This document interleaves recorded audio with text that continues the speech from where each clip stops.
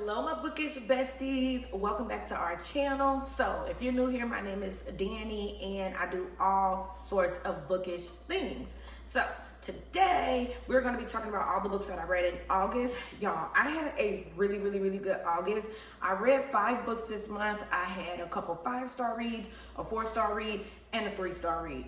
And I just want to get into it because, I don't want to have y'all here all day. I know there's other things that you'd rather do, but thank you so much for watching and let's get into it. So, the very first book that I read in the month of August is a book that I read with my book club. If you don't know, I do run a book club. It's called License to Thrill over on Fable, and we picked One Perfect Couple by Ruth Ware. I put books inside of the chat and we vote 3 months in advance so everybody knows what we're reading. They have time to acquire the books, either get from the library, Libby, or purchase them. So I just thought that this was going to be a good book. So yeah, I've read Ruth Ware before, and while I tried to read a Ruth Ware book, or I read one and it was kind of like okay, so I never was pressed to read another Ruth Ware book. But One Perfect Couple is about a group of 5 or 6 couples that go to like this island to be on this game show, and the couple that we're following initially, she doesn't really want to go, but she's going for her boyfriend, and I'll put the names on the screen because I can't remember, but he is an aspiring actor, so he really wants to go be on the show or whatever and, get some exposure. So yeah, basically on the show, they are to be competing. The couples are competing in order to win, and the kicker is they find out some things and some rules have been switched around that they weren't aware of when they get there, and then people start dying, things start happening, and the premise really good. I love like game shows and stuff like that. I used to really heavily watch Love is Blind and Married at First Sight and Squid Games and all of that. So I thought it was a cool concept. I thought it was gonna be like Love is Blind or something like that with like a Squid Games twist. So the idea was really good. Like I was here for it. However, to me, I felt like while I was reading the book, I kept feeling like I was waiting on something to happen and nothing really popped off. Like I was waiting, and I felt like it fell flat for me. Like, what are we waiting for? Like, to me, there was no big twist. There was no big crazy thing. It kind of was just like, oh, okay. Like, yeah, I expected that to happen. Like, yeah, okay, it's cool. So I gave it 3 stars. Really 2.5, but it was decent.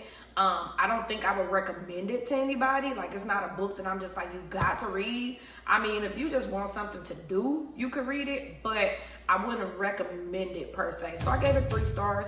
I'm not gonna be running to read another Ruth Ware book, but I will say it was decent. So yeah, I gave One Perfect Couple 3 stars. The next book that I read in the month of August, and I do have my little handy dandy notebook that I got for my birthday.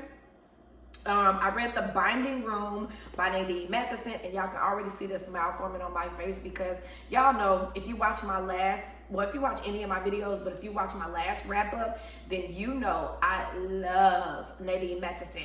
The first book I read by her was Jigsaw Man last month, and it was so good. So I followed up with the Jigsaw Man and read The Binding Room by her, and it was so good. So The Binding Room is still following Angelica Henley. She's the lead detective, and we're following her as she's figuring out these crimes. Baby, I'm in her unit. I'm part of her team, okay? I'm with her figuring it out. So she is called to a church where the pastor or preacher is found inside the church dead, and as she's there investigating his death, she discovers a hidden room, and in that hidden room, it's going down. When I say from the prologue alone, I already knew this book was going to grab me by my heels and to pull me, honey, and that it did. If you want if you ready to get grossed out, freaked out, and if you want some gruesome, thrilling serial killer tea, read any of her books.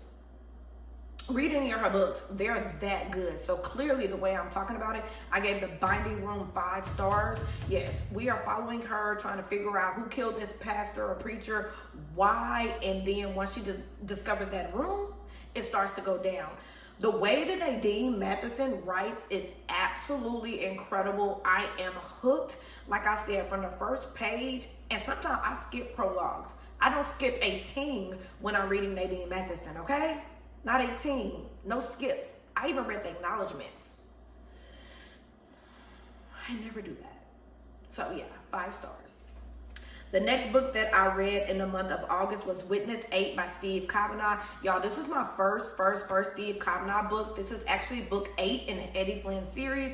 So if you don't know about Steve Kavanaugh, he is a really popular, well-known thriller author, and he writes this series about this guy, Eddie Flynn. Eddie Flynn used to be like a scammer, and he turned his life around, and now he's a lawyer, and he and his team, they investigate and they figure out, you know, crimes and stuff like that. So basically, Witness 8, we're following like different people, but it starts off with us following this woman named Ruby. She used to be really rich and really, you know, known, and then some things took a turn for the worse, and now she babysitting and being a nanny to the other people, kids on the block. So, you know, things have changed for her. Anyway, one night she witnesses a murder.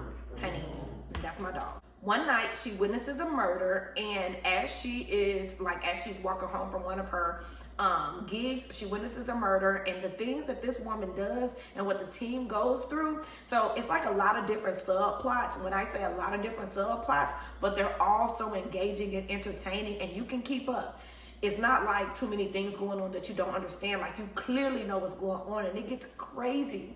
So after Ruby witnesses the murder and she names who the killer is, things go down. 5 stars. I gave this book 5 stars. This is the first book that I read by him, the first in the Eddie Flynn series, and I'm gonna go back and read them all. You don't have to read them in order because they have different subplots, and you do get to meet like the characters, but I'm definitely gonna go back to the beginning and start reading Eddie Flynn because I enjoyed it so much. 5 freaking stars. Left my mouth wide open. I was like, this is what I've been missing? And of course, Kim put me on, and it's so crazy because that book became like anybody could download it for free on NetGalley one day, and I had missed it because by the time I went to download it, it was closed. Kim sent it to me from her Kindle so we can read it together.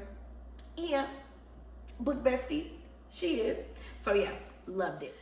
The next book that I read was His and Hers by Alex Feeney, and it's actually the only physical copy, paperback copy I read this month. Everything else was read on my Kindle. Shout out to Kayla's Bookish Vibes for sending this to me for my birthday. Thank you, bruh. But yeah, basically it's His and Hers. It's 2 stories. You're hearing his point of view and her point of view. A woman is found dead in a park.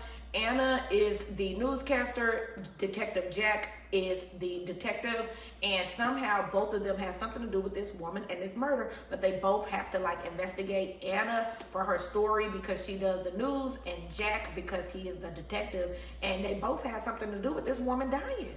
So we're pretty much hearing both of their sides of the story, who did what, why, when, and it was really good. I ended up giving this 4 stars, and I went and downloaded like 4 more of her books on my Kindle because I am intrigued with her and her writing, and I cannot wait to read more. 4 stars. And the last book that I read this month, y'all already know I've been talking about it all over Instagram, is The Kill List by Nadine Matheson. So now I'm officially caught up with the Jigsaw Man series, and I am so excited. It did leave on a cliffhanger, which I typically don't like, but I don't mind because that just means I'm gonna get more books. Might not be for a year or so, but it's okay because I will wait on Nadine. Basically, The Kill List is about, of course, Angelica Henley and her team trying to solve this case.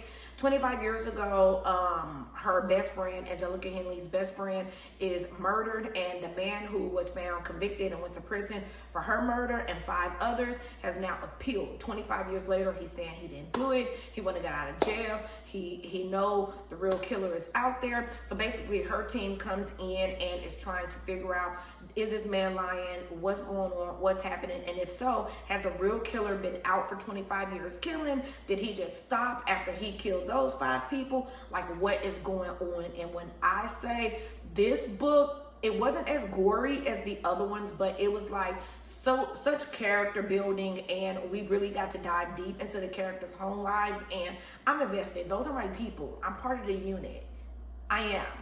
Like I said, her writing is just amazing. I love it. I'm actually looking to purchase the physical copies because they have to be on my bookshelf. Some books I can read on my Kindle, I'll be like, because I don't typically see myself rereading thrillers or rereading any book. Of course, I will probably reread Razorblade Tears at some point by S.A. Cosby.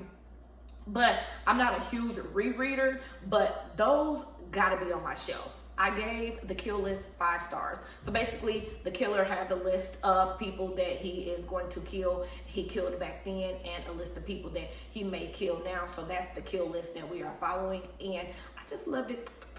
5 stars, chef's kiss. So yeah, those are the 5 books that I read in August. Let me know down below what was your highest rated book that you read in August, and I will see y'all in my next video. Bye guys.